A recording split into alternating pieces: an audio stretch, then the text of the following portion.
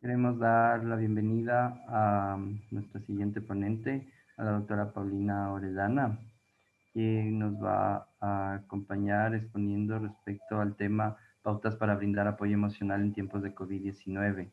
Y la doctora Paulina Orellana es especialista en medicina familiar, especialista en cirugía general y laparoscópica y coordinadora general académica de la Sociedad Ecuatoriana de Medicina Familiar, docente de pregrado y posgrado de la Universidad Católica del Ecuador, docente de la Escuela de Medicina de la Universidad de las Américas, miembro del Grupo de Trabajo de Espiritualidad y Salud de la Confederación Iberoamericana de Médicos de Familia y misionera laica camboniana, perdón. Entonces damos la bienvenida a la doctora Orellana y pedimos que nos ayude con su ponencia. Muchas gracias. Bienvenida, doctora. Estamos con el micrófono apagado, mi doctor. Si nos puede compartir su pantalla, por favor. Buenos días amigos, buenos días amigas. Todavía no puedo compartir la pantalla. Ya está.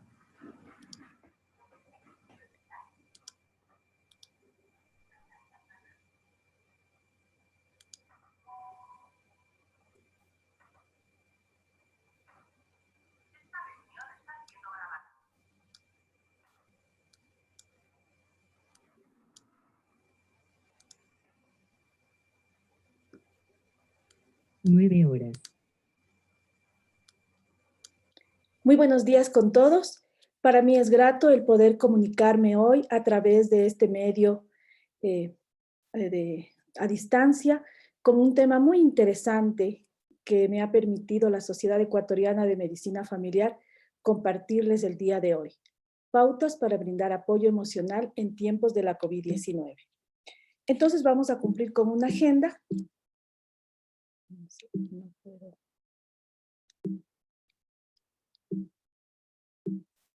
Parece que no me es posible. Perdón, hay algún problema aquí con el mouse. Doctor. Sí, mejor.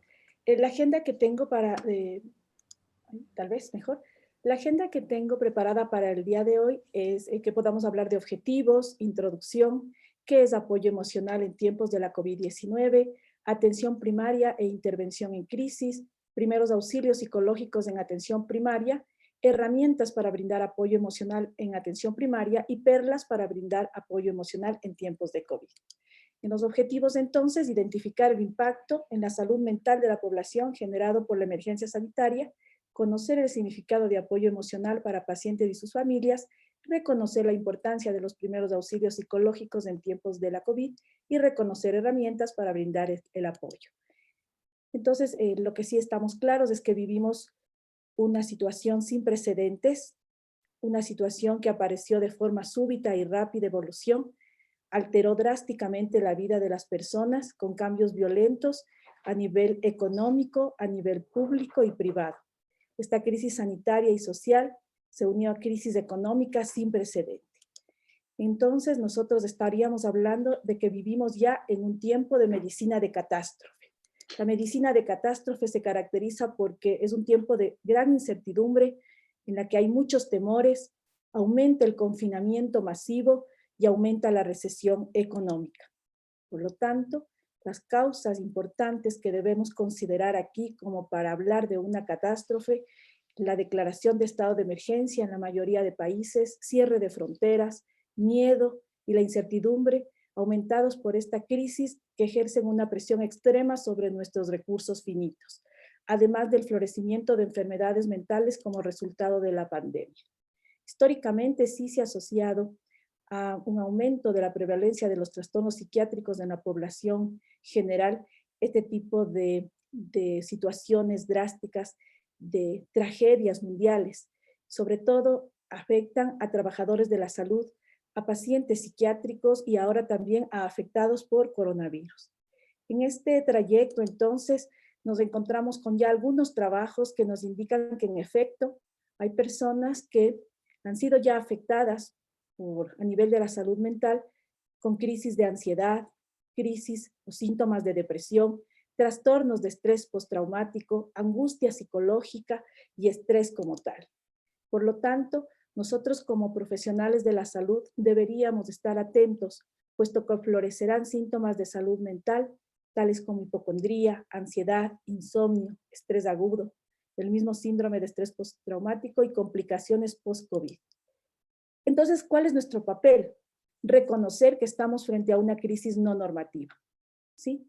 Toda esta crisis que se desarrolla debido a la incertidumbre en la que estamos viviendo en estos tiempos de carencia, no solamente de carencia económica, sino también de carencia de atenciones, atención sanitaria, atención psiquiátrica, social, emocional, que incluso lleva a la interrupción de ritos, como por ejemplo los ritos que estábamos nosotros acostumbrados, sobre todo en los países de América Latina, ritos frente al dolor, frente a la muerte, frente al duelo. En ese sentido, hay muchos estudios que tratan de investigar cuáles son los efectos de esta pandemia en la salud mental. Obviamente tienen muchas limitaciones, ya que tienen un grado significativo de heterogeneidad. Lo que sí está claro es que en todos los estudios se habla de que habrá una ola final en la que los médicos sucumbirán. Habrá un trauma psíquico, enfermedades mentales que florecen en el personal de salud y también va a haber problemas a nivel de su estado económico y probablemente burnout. Se han hecho estudios de síndromes de coronavirus en cuanto al impacto en la salud mental de los profesionales y nosotros podemos ver que solo el hecho de un diagnóstico de cualquier tipo de coronavirus ya traía consigo síntomas importantes y diagnósticos importantes en salud mental. En cuanto a la comparación que se hizo, por ejemplo, en este estudio, al comparar SARS, MERS y ahora COVID-19, podemos ver que el COVID-19 está empezando ya a dar sus primeros efectos en salud mental. El impacto entonces es importante, no podemos nosotros pasar por alto los factores estresantes que van a aumentar el problema, como por ejemplo, ¿cuánto tiempo más va a durar esta cuarentena? Hay personas que hablan de 2 años, 4 años, 5 años, 10 años. El temor a contraer la infección, la frustración frente a lo que está sucediendo, el aburrimiento, el mismo aislamiento, falta de suministros, información inapropiada e inadecuada, pérdidas económicas y el estigma social que viven también las personas que están dando positivo en sus exámenes de coronavirus y sus familias. Por lo tanto, va a haber efectos psicológicos negativos en este estado de cuarentena: ánimo bajo, irritabilidad, estrés postraumático, insomnio, agotamiento emocional, confusión e ira. En todos los estudios nosotros podemos ver esta resonancia de que aumenta la ansiedad, la depresión mayor, sobre todo en personas con factores de riesgo, y se ha identificado como un factor de riesgo ser mujer. Prevalencia de ansiedad y depresión en los trabajadores de salud y ansiedad mayor en personal de salud que se encuentra en contacto diario, directo, personal con los pacientes. Con esto, entonces, nosotros tenemos que tomar en consideración estas características para poder a tiempo detectar los factores de riesgo. En profesionales de la salud tenemos factores de riesgo importantes como alta carga emocional, largas horas de trabajo, preocupación por infectarse, falta de apoyo en el entorno laboral, falta de entrenamiento, de apoyo, de tratamientos en los que nosotros estemos de alguna manera recibiendo un apoyo efectivo. En cuanto a los síntomas depresivos en el personal de salud, se ha encontrado que el sexo femenino, el grupo de edad más joven, los menores de 40 años, las personas que padecen enfermedades crónicas o antecedentes psiquiátricos, las personas, personal de salud que se encuentra desempleado, inclusive personal de salud que tiene estatus de estudiante o exposición frecuente a la información de redes sociales o noticias relacionadas con COVID, en este estudio fueron relacionados con síntomas depresivos, ¿sí? Lo que sí tenemos claro es que debemos intervenir y que debemos intervenir como se interviene ante una crisis. ¿Por qué? Porque la pandemia no ha terminado, porque sí debemos reprogramar el ritmo de vida. No es obligatorio hacer todo lo que se puede hacer, pero sí es necesario que conozcamos lo que se puede hacer, conservar en la medida de lo posible los aspectos positivos que ha podido descubrir usted o el paciente durante el confinamiento. Sí, en cuanto a los factores de riesgo para síntomas depresivos en la población general, igualmente, en los estudios realizados y publicados ya en este año después de la crisis en China, también fueron sexo femenino, edad menor a 40 años, estudiante, nivel educativo bajo. Entonces es interesante cómo se coteja el personal de salud con la población general. Y claro, los profesionales de la salud tienen mayores preocupaciones porque el profesional sufre más problemas de insomnio, síntomas de ansiedad y depresión. También sufre más problemas de somatización, obsesiones, compulsiones.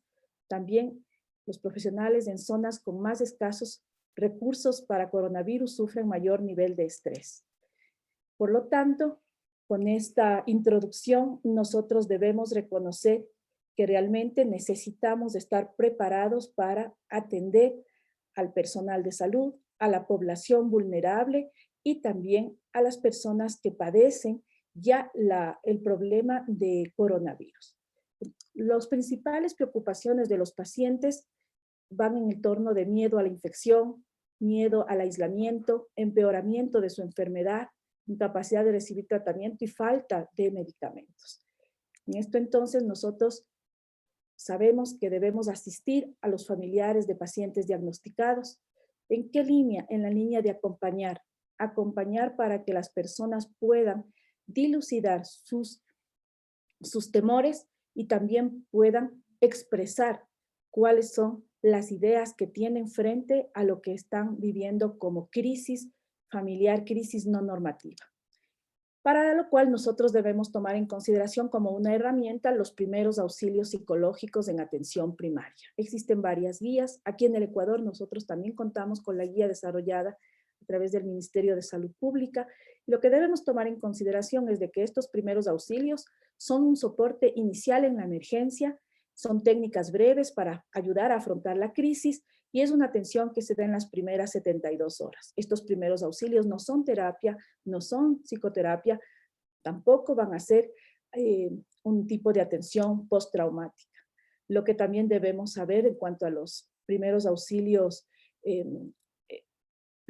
psicológicos en atención primaria es que deben ser participativos, activos, continuos, contextualizados. Y claro, dirigidos a los grupos de riesgo que, como les había indicado, se han segmentado como profesionales de la salud, un grupo importante, población vulnerable, otro grupo en el que constan personas que han tenido ya problemas en la esfera psicológica o pacientes y familiares de pacientes que han padecido ya COVID y la población general también es un grupo de riesgo.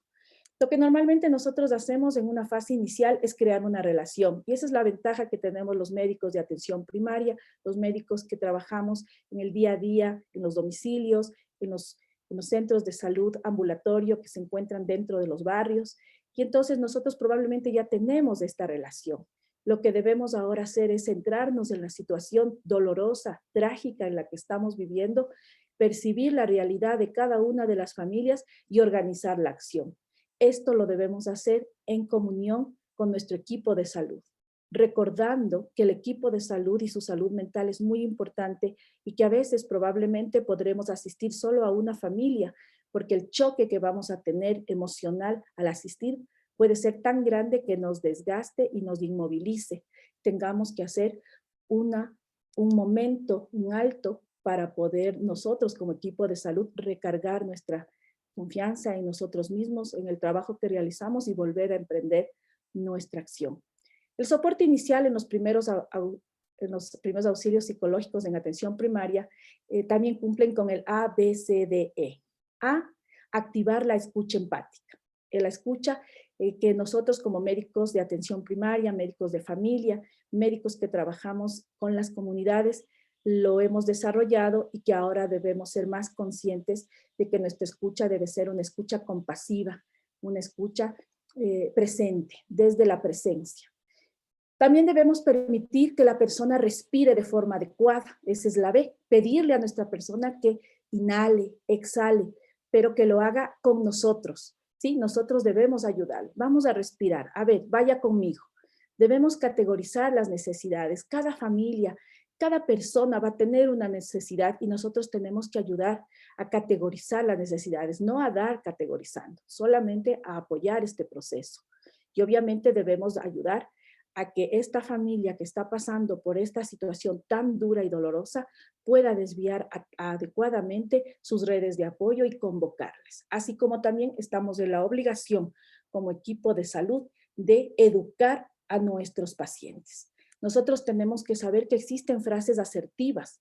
Lo que usted siente es correcto. Vamos a realizar nuestro trabajo con el mayor profesionalismo. La mejor forma de actuar es realizar un tratamiento completo. El miedo está bien entre nosotros en estos momentos. Son frases que nos van a acercar más al dolor, a la ira, a la angustia. Frases inadecuadas, cálmese, todo está bien, cálmese, tranquilo, no pasa nada. A ver, vamos a respirar, respire, respire. Cuando nosotros no le acompañamos, eso no está bien. Tenemos que acompañarle a respirar. Todo va a estar bien, tranquilo, todo, aquí no pasa nada, todo está bien. Solo esta enfermedad afecta a adultos mayores y niños, así es que no se preocupen los jóvenes, están tranquilos, pueden hacer su vida normal. Usted se va a recuperar, esté tranquilo, todo va a estar bien. Usted estará mejor, no hay razón para que usted tenga miedo. Son frases que son inapropiadas de acuerdo a los estudios que se han realizado, que es mejor evitarlas, aunque tengamos ganas de decirlas. En intervención en crisis tenemos grandes exponentes a nivel latinoamericano, como por ejemplo Mofat, que nos indica que la intervención de urgencia o de crisis se basa justamente en que el periodo más plástico de una enfermedad psicológica es la crisis de comienzo, pues no hay sino confusión y soledad. Por eso es que nosotros que estamos ahí, que conocemos a las familias, estamos listos para hacer una exploración, poder determinar si en efecto está pasando ese núcleo familiar con una crisis y determinar con exactitud cuáles serían las consecuencias de la misma.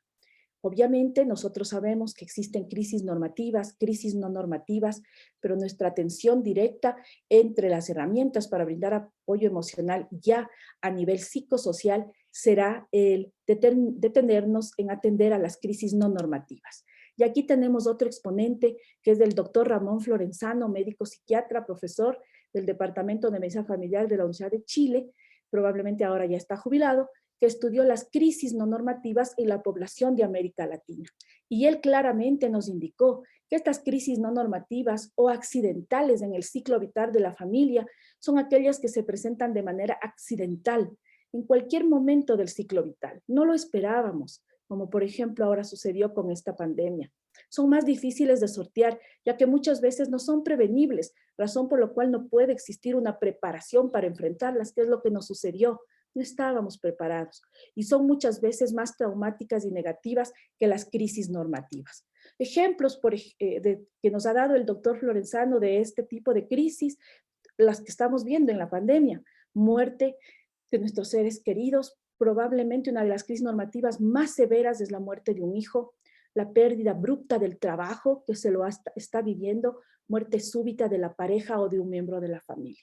Esta situación, además sin cumplir con los ritos de despedida, ha marcado realmente que nosotros tengamos que apoyar a las familias para permitir la expresión emocional, para darles tiempo suficiente para que lloren, para que expresen el dolor.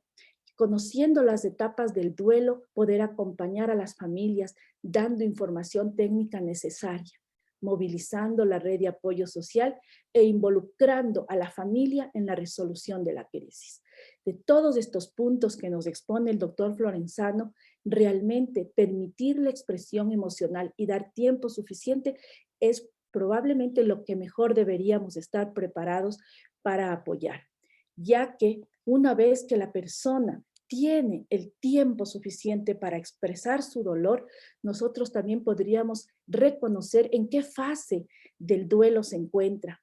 Tal vez está todavía en la fase de rechazo, de negación, o tal vez ya está en la fase de rebeldía, la fase de angustia, depresión, o en la fase de aceptación. Y con esta herramienta clave de entender y determinar en qué fase de duelo está la familia o la persona, nosotros podríamos establecer probablemente una intervención en crisis más efectiva, con una intervención que debe ser participativa, activa, continua y contextualizada.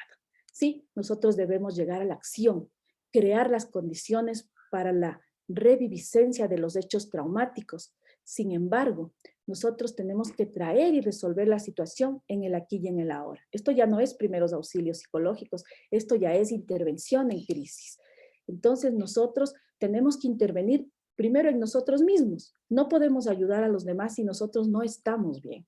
Lo que debemos es dedicarnos a promocionar nuestro autocuidado. El profesional de salud debe ahora más que nunca volcar sus ojos a su atención, vivir una vida de alguna manera más equilibrada, más estable, dormir mejor, comer mejor, procurar hacer ejercicio, procurar exponerse al sol, procurar tener contacto con la naturaleza.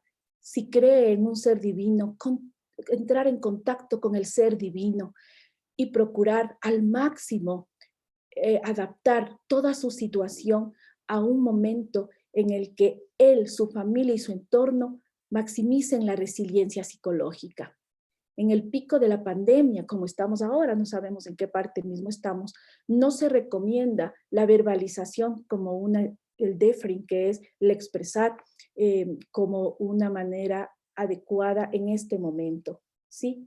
Ahora lo importante es que la persona se cuide, el autocuidado. Claro que si la persona quiere expresarse, lo puede hacer, pero primero es volcar sus ojos sobre sí mismo. Como apoyo a trabajadores de la salud, se podría conformar grupos de apoyo, grupos que podrían ser en este momento ya presenciales, en un primer momento podrían ser grupos convocados a través de redes sociales. La Sociedad Ecuatoriana de Medicina Familiar ha convocado durante esta pandemia la formación del grupo de trabajo en salud mental, y el grupo de trabajo en salud mental tiene varias acciones encaminadas al apoyo a los trabajadores de la salud, no solo para médicos de familia, sino para toda la comunidad de los profesionales de salud. ¿Por qué? Porque hay que trabajar la culpa, hay que trabajar la pena. Necesitamos espacios para llorar, necesitamos que se activen los servicios de apoyo psicológico, los servicios y programas de ayuda mutua y el asesoramiento entre pares.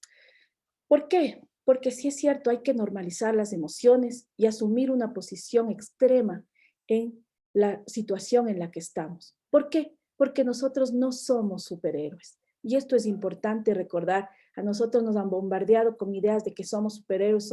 Eso no es cierto. Nosotros somos seres humanos que necesitamos cumplir con nuestras principales necesidades, que pueden ir en el entorno físico, psicológico, emocional, espiritual, ambiental.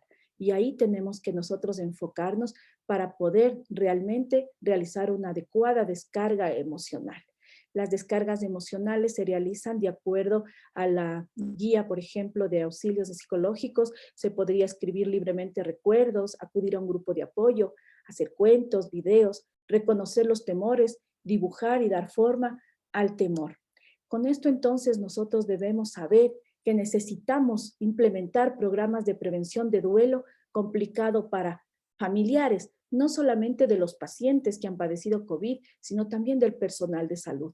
Y debemos nosotros también tener claro que se necesitan clínicas especializadas para manejo post-COVID-19, en el que trabajen equipos multidisciplinarios. La intervención en crisis comunitaria es básica, convocar nuevamente a la comunidad, dejar de tener el anonimato y el aislamiento al que nos ha conllevado esta cuarentena y empezar a hacer algo juntos como comunidad, adaptándonos obviamente a la situación por la que estamos atravesando, pero sin limitar la potencia, la fuerza sanadora que tiene la comunidad que apoya, la comunidad que provee, y para la gente que es creyente, la comunidad que ora.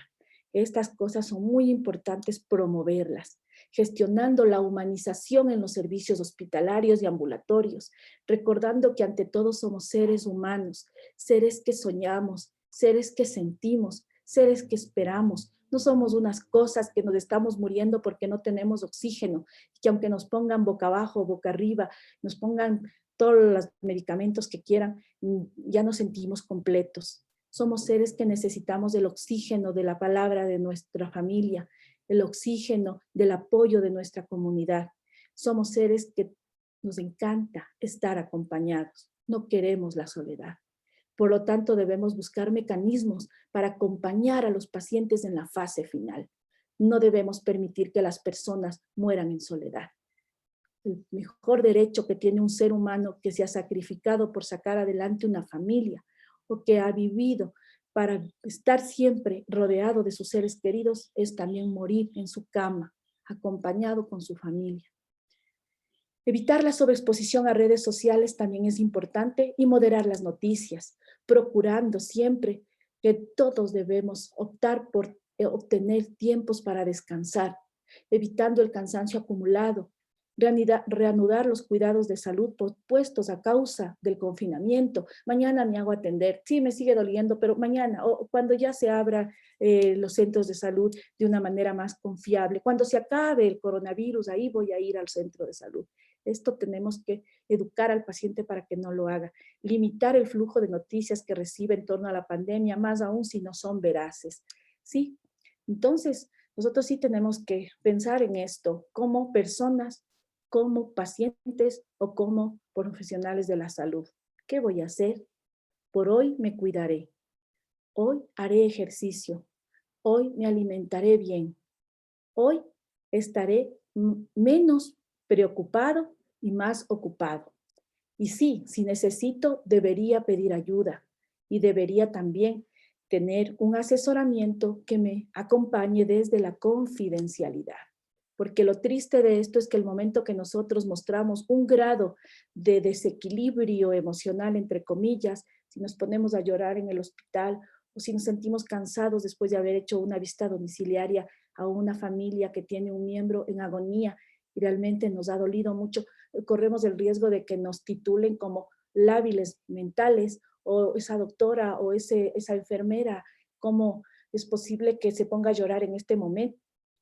Tiene que dar ejemplo de fortaleza. Sí, ya vimos que los estudios indican que las mujeres, ¿sí?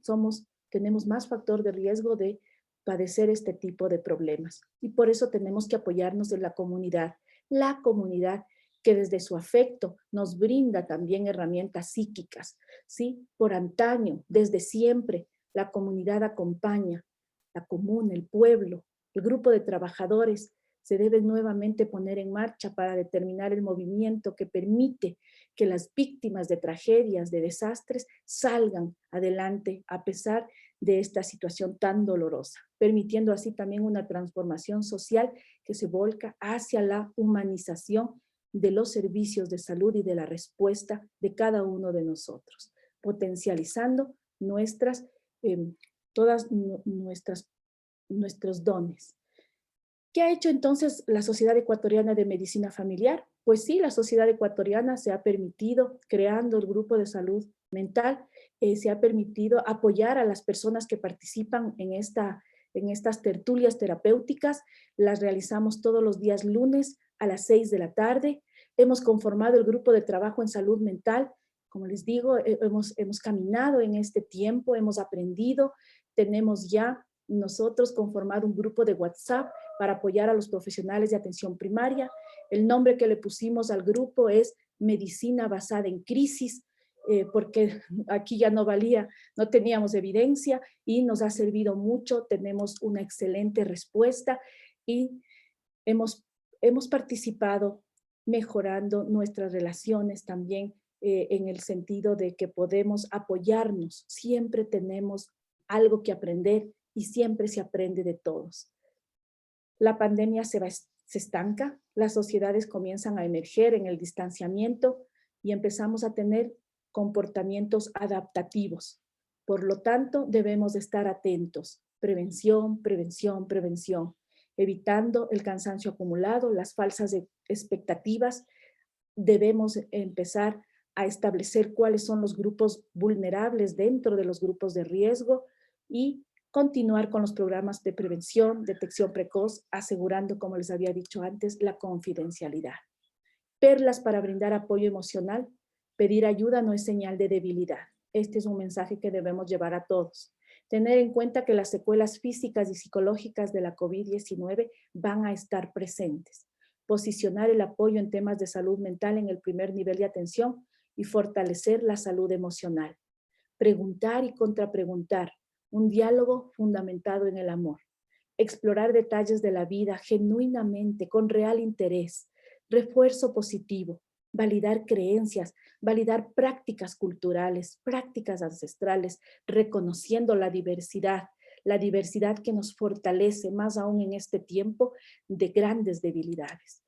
Lo principal no está en el qué sucede, sino en el cómo sucede. Debemos cambiar a ser por estar. Estar desde la compasión en atención plena. Escuchar. No dar respuestas ni consejos. Escuchar. En armonía. ¿En armonía con qué? En armonía con el ser que nos mueve. En armonía con el ser al que debemos gratitud. Permitir el abrazo. Permitir el acercamiento. ¿Sí? Y nosotros estamos ahí, apoyando. Aquí está el personal de salud. Aquí está la persona ejemplificada con esta señora, nuestros pacientes, su familia. ¿Sí? Nosotros debemos apoyar esto sobre todo a través de un bálsamo, que en este caso se representa por este plástico. Un bálsamo en el que nosotros estamos presentes en amor. Aquí he puesto los mails de la Sociedad Ecuatoriana de Medicina Familiar, al que pueden ustedes pedir cualquier tipo de, pueden pedir cualquier tipo de información, y si quieren participar con nosotros en las tertulias terapéuticas, están invitados. Si quieren participar en el grupo de salud mental, nos encantaría que participen. Nos reunimos una vez a la semana, hemos aprendido mucho con grandes exponentes a nivel internacional que nos han podido también capacitar. Aquí estamos, no nos privemos del abrazo, ¿sí? El abrazo que nos une, el abrazo que nos fortalece, el abrazo que nos apoya. Debemos aprender a abrazarnos en tiempos de pandemia, pero no debemos olvidar de abrazarnos. Muchísimas gracias. Muchas gracias a la doctora Paulina Orellana por su brillante participación y ponencia. ¿Algún participante de la sala tal vez tiene alguna pregunta, algún comentario que desea hacer? Que por favor nos ayude levantando la mano para poder habilitarle.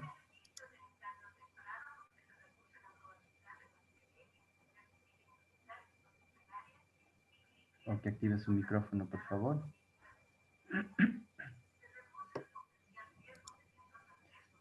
Okay. Le voy a leer una pregunta que nos llega desde las redes sociales y nos dice: ¿cómo generar empatía y poder conectar con la espiritualidad mediante medios electrónicos por la situación que vivimos durante la pandemia? Me gusta mucho esa pregunta porque es la que todos nos hemos hecho durante este tiempo y hemos podido comprobar que es posible. Los medios electrónicos nos permiten mirarnos a los ojos. Parecía que no. Nos permiten tocarnos, nos permiten sentirnos. Hemos aprendido en este tiempo a integrarnos como seres humanos a través de los medios tecnológicos y ahora inclusive con una mayor facilidad, porque nos podemos abrazar con personas que en este momento están en Australia, en Estados Unidos, están en Japón, nos podemos ver, podemos relacionarnos con la escucha empática, la escucha compasiva, prefiriendo escuchar antes que hablar. Démonos espacio para aprender a escuchar. Cuando nosotros escuchamos, nos integramos. Cuando nosotros escuchamos, conocemos al otro. Y cuando le conocemos, lo amamos. Es una cosa natural del ser humano, amar lo que se conoce. Entonces, yo les invito a que escuchen a la otra persona, a que estén atentos a cada una de las señales que la otra persona da, porque cada señal, cada signo, cada gesto nos va a permitir entablar una comunicación efectiva y probablemente, si somos de alguna tendencia espiritual, la espiritualidad no es religión, la espiritualidad se concibe desde otra perspectiva. Si somos de una tendencia espiritual de amor, una tendencia espiritual de creación, de admiración ante lo hermoso que tiene este planeta, obviamente enseguida nos vamos a conectar. Agradecemos a la doctora Paulina Orellana por su brillante participación.